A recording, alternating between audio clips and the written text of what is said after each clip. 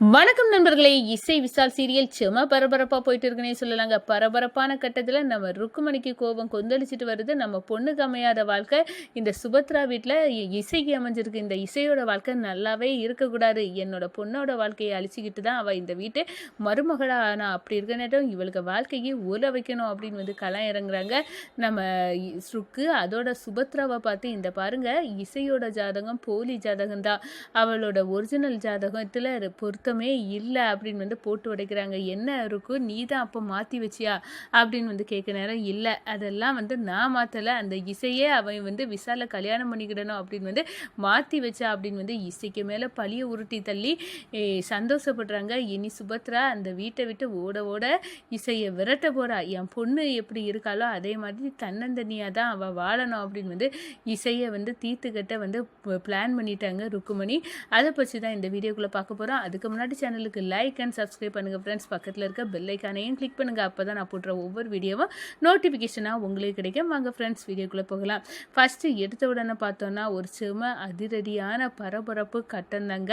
நம்ம வர்ஷினி வந்து செம கவலையாட்டு தன்னோட வாழ்க்கை வந்து முடிஞ்சு போச்சு, ராகவுக்கும் எனக்குள்ள உறவும் முடிஞ்சு போச்சு அப்படின்னு வந்து புறம்பிட்டு இருக்க நேரம் தான் நம்ம ராகவுக்கும் வர்ஷினியை பார்க்கணும் அப்படின்னு வந்து தோண நேரம் நம்ம இசைக்கிட்ட போய் சொல்கிறாங்க, எனக்கு எப்படியாவது வர்ஷினியை பார்க்கணும், இசை ரெடி பண்ணிட்டா அப்படின்னு வந்து கேட்க நேரம், சரி நான் வர்ஷினியை வர சொல்லிடுறேன் ராகோ அப்படின்னு வந்து வர சொல்கிறாங்க. அந்த நேரம் தான் குங்குமம் எடுத்துகிட்டு வந்திருக்காங்க நம்ம ராகவ்.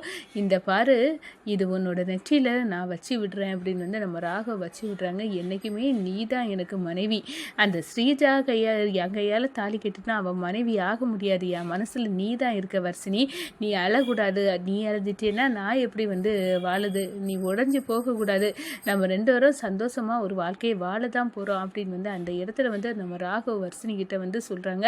அதோட நம்ம வர்ஷினி வந்து இசையை வந்து கெட்டி பிடிச்சி, அக்கா இப்படி ஒரு நிலைமை ஆயிடுச்சு அக்கா, நாங்கள் ரெண்டு பேரும் கணவன் மனைவியாக ஒருத்தருக்கு ஒருத்தர் வாழணும் அப்படின்னு வந்து உயிரையே வச்சுருந்தானா, இப்படி ஆயிட்டு வருத்தப்படாத, சீக்கிரமாக வந்து அந்த ஸ்ரீஜாவின் முகத்திரையை கிழிச்சு வீட்டை விட்டு துரத்தி விட்டுட்டு அந்த இடத்துக்கு நீ தான் வர போகிற, நீ தான் ராகவோட மனைவியாக வாழ போகிற அப்படின்னு வந்து அந்த இடத்துல சொல்கிறாங்கன்னே சொல்லலாம். இந்த சைடு பார்த்தோன்னா இன்னும் இந்த இசை என் பொண்ணை விட போகிறது இல்லையா, அந்த ராகவுக்கு தான் இந்த ஸ்ரீஜா கூட கல்யாணம் ஆகிட்டு அதுக்கு பிறகும் எதுக்காக இசை வந்து ராகவ் கூட பேசுறதுக்கு என் பொண்ணை வந்து இழுத்துட்டு போயிருக்கா அப்படின்னு வந்து அந்த இடத்துல ருக்கு வந்து கோவப்படுறாங்க. வாடி இசை, உனக்கோட ஆட்டத்துக்கு நான் வந்து முடிவு கட்டுறேன் அப்படின்னு வந்து கொந்தளிக்கிறாங்க. அதோட இதுக்கெல்லாம் முடிவு கட்டணும்னா இப்போவே சுபத்ராட்ட போய் இந்த இசையோட ஜாதகம் போலி ஜாதகம் ஒரிஜினல் இல்லை அப்படின்னு வந்து போட்டு உடைக்கணும் அப்படின்னு வந்து அந்த இடத்துல கொந்தளிக்கிறாங்க. நேராக போகிறாங்கங்க. போய் வந்து நம்ம சொல்லுறாங்க, இசையின் ஜாதகம் போலி ஜாதகம் தான், விசால் கூட அவளுக்கு பொருத்தம் ஒன்றும் கிடையாது, அது போலியாக உருவாக்கப்பட்டது, என்ன நீனே அப்போ வந்து உருவாக்குனியா சொல்லு ருக்கு அப்படின்னு வந்து சுபத்ரா கேட்குறாங்க. நான் உருவாக்கலை, இசை தான் இந்த வீட்டு மருமகளாக ஆகணும் அப்படின்னு வந்து போலி ஜாதகத்தை வந்து உருவாக்கி வச்சது அப்படின்னு வந்து சொல்கிறாங்க. ஓ, இசை பிளான் பண்ணி தான் இந்த வீட்டுக்குள்ளே நுழைஞ்சிருக்காளா, இவளை இப்போவே நான் சொத்தையை முறிக்கேன் அப்படின்னு வந்து அந்த இடத்துல இசைக்கிட்ட போகிறாங்க. இந்த பாரு, உன்னோட ஜாதகம் வந்து போலி அப்படின்னு வந்து அந்த இடத்துல சொன்னார். என்ன சொல்கிறீங்க அத்தை, நீங்கள் தானே 10 பொருத்தமும் பொருந்திருக்கு அப்படின்னு வந்து என்னை வந்து விசாருக்கு மனைவியை வந்து ஃபிக்ஸ் ஆக்குனது அப்படின்னு வந்து சொல்கிறாங்க. ஆனால் உங்கள் சித்தி வந்து என்னட்ட சொல்லிட்டு போகிறாங்க அது போலி அப்படின்னு வந்து அந்த இடத்துல சொல்ல நேரம், அவங்க வர்ஷினிக்கு வந்து கல்யாணம் நடக்கிறதுனால இப்படி வந்து சொல்லாங்களோ என்னவோ அப்படின்னு வந்து அந்த இடத்துல வந்து சுபத்ராவுக்கு ஒரு சந்தேகம் வருது. அப்போனா உன்னோட ஒரிஜினல் ஜாதகம் எனக்கு வேணும் அப்படின்னு வந்து சொல்ல நேரம், அதுதான் அத்தை நான் உங்ககிட்ட தந்தது, எனக்கு மற்றபடி அதை பற்றி தெரியாது அப்படின்னு வந்து சொல்கிறாங்க.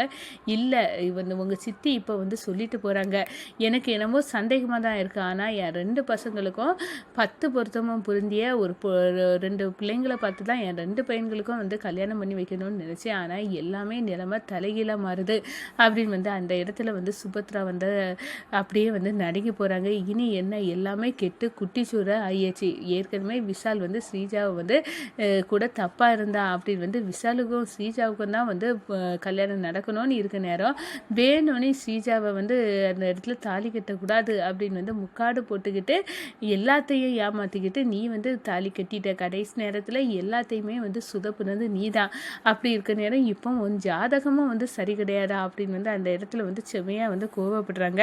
இல்லை அத்தை அப்படின்னு வந்து சொல்கிறாங்க. என்ன சுபத்ரா, உனக்கு தான் வந்து இப்போ வந்து மருமகளாக இசை வந்துட்டா, இனியும் இந்த ஜாதகத்தை போட்டு நீ பார்த்துட்டு இருக்காத அப்படின்னு வந்து அந்த இடத்துல சுபத்ராவின் கணவர் வந்து விசாலோட அப்பா வந்து வந்து சொல்கிறாங்க. இதை கேட்டதும் சரிதான், ஆனாலும் எனக்கு வந்து உறுத்தலாகவே இருக்குது. ஏற்கனவே இந்த வீட்டில் ஜாதகம் சரியில்லாமல் ஒரு உயிரை போயிட்டுங்க அப்படின்னு வந்து அந்த இடத்துல சொல்லினாரு. சரி விடு, பார்த்துக்கலாம் அப்படின்னு வந்து அதுக்குள்ளே ஏதாவது பரிகாரம் இருக்குன்னா உடனே ஜோசியரை வர வச்சு ஜாதகம் வந்து சரியாக இல்லாட்டாலும் கல்யாணமானால் எந்த பிரச்சனையும் வராமல் இருக்கிறதுக்குள்ள பரிகாரத்தை நம்ம பண்ணணும் அப்படின்னு வந்து அந்த இடத்துல சுபத்ரா வந்து சாமியாரை வர வச்சு அதுக்குள்ளே பரிகாரத்துக்கு வந்து ரெடி பண்ணுறாங்க. இந்த சைடு பார்த்தோன்னா எப்படியாவது நான் வந்து உன்னை வீட்டை விட்டு துரத்தலாம் அப்படின்னு வந்து பார்த்தா உனக்கும் விஷாலுக்கும் ஒற்றுமையாக வாழதுக்குள்ள பரிகாரத்தை பண்ணையா போகிறாங்க. சுபத்ரா விட மாட்டேன்டி, அவள் தான் என் அம்மா சாவுக்கு காரணம், அப்படிப்பட்டவ உயிரோடையே இருக்கக்கூடாது. இப்போ அவளுக்கு என்ன பொடி பொட்டியோ தெரியலை, அவளும் வந்து முன்னதான் வந்து என்னை விட பாசம் காட்டுறா. இந்த வீட்டுக்கு நான் பெரிய பணக்கார வீட்டிலேருந்து வந்தாலும் சாதாரண ஒரு கிளர்க்கு மகளாக இருந்துக்கிட்டு உனக்கு இந்த துள்ளல் தேவையா அப்படின்னு வந்து அந்த இடத்துல வந்து கொந்தளிக்கிறாங்கங்க நம்ம ஸ்ரீஜா. உன்னை விட மாட்டேன்டி, நான் சுபத்ரா மேலே இருக்க அதே அளவு கோபம் இசை ஓ மேலேயும் இருக்குது. எங்கள் அம்மா பாடுனது உனக்கு பாட்டு அப்படின்னுலாம் இந்த சுபத்ரா அந்த ப்ரைஸை பறித்து உனக்கு தந்தா, அது என் நீ தான் அப்படின்னு வந்து இந்த ரிசப்ஷனில் நீ வந்து பாடுனல அப்போ தான் எனக்கு தெரிஞ்சிட்டு. அப்போ நான் அழிக்க வேண்டியது 2 பேர் இருக்காங்க, ஒன்று சுபத்ரா ஒன்று இசை. அப்போவே நான் முடிவாக்கிட்டேன்டி, ஓசாவும் என் கையில் தான் அப்படின்னு வந்து அந்த இடத்துல வந்து ஸ்ரீஜா வந்து கொந்தளிக்கிறாங்க. இந்த சைடு பார்த்தோன்னா நம்ம ருக்கு நம்ம போட்டு கொடுத்துட்டோம், என்ன கொஞ்ச நேரத்தில் சுபத்ரா வந்து இசையை வந்து வீட்டை விட்டு விரட்ட போகிறா அப்படின்னு வந்து அந்த இடத்துல வந்து நினச்சிட்டு இருக்காங்க. ஆனால் அவங்களுக்கு நெத்தி அடிக்கடங்க விஷாலுக்கும் இசையும் சேர்ந்து வாழறதுக்குள்ள நல்லபடியாக வந்து ஜாதகம் சரியில்லாட்டாலும் வாழறதுக்குள்ள பரிகாரங்களை செய்ய வந்து ஜோசியர் வந்து வர வச்சுருக்காங்க அப்படின்னு வந்து அந்த இடத்துல வந்து நம்ம ருக்குக்கு வந்து தெரிய வருது. ஓ நீ வந்து அது உண்மை தெரிஞ்ச பிறகு அந்த சுபத்ரா உன்னை ஏற்றுக்கிட்டால, நீ அதிர்ஷ்டகாரி தாண்டி, ஆனால் நாங்கள் தான் உன்னை நம்பி ஏமாந்துட்டோம் அப்படின்னு வந்து அந்த இடத்துல கொந்தளிக்கிறாங்க. விட போகிறது இல்லை, என் நல்லாவே இருக்க மாட்டா இசை, என் பொண்ணுக்கு கிடைக்க வேண்டிய வாழ்க்கையை தடுத்து நீ வந்து பறிச்சு வந்து நீ வாழணும் அப்படின்னு வந்து நினைக்கவா தானே, நீ நல்லா இருக்க மாட்ட, நீ நல்லாவே இருக்க மாட்ட அப்படின்னு வந்து அந்த இடத்துல சொல்கிறாங்க. அம்மா ஏம்மா நீ எப்போ பார்த்தாலும் இசை அக்காவே மீது பழி போட்டுட்டு இருக்கா, உனக்கு தெரியாது இசை எவ்வளோ மோசம்னு எனக்கு தெரியும், பாத்தியா உனக்கு கிடக்க நலனை கூட அவள் பறிச்சு அந்த வீட்டுக்கு அவள் மருமகளாக ஆயிட்டா.